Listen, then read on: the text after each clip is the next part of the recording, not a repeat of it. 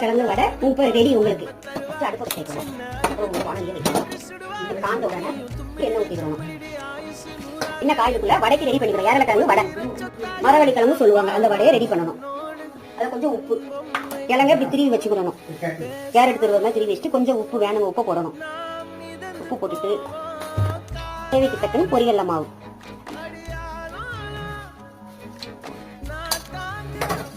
கொஞ்சம் கருவேப்பு பொடி, மிளகாத்தூள் கொஞ்சம் போடணும்.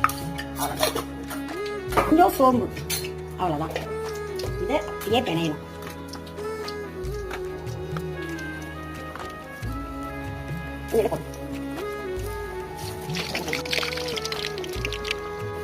ஓரளவுக்கு பொன்னிறமா வந்த பிறகு வடை உங்களுக்கு எப்படி கலர் வேணுமோ அது தகுந்த மாதிரி வடையை எடுத்துக்க வேண்டியது. வெந்ததை பார்த்துட்டு கொஞ்சம் வேகட்டும்.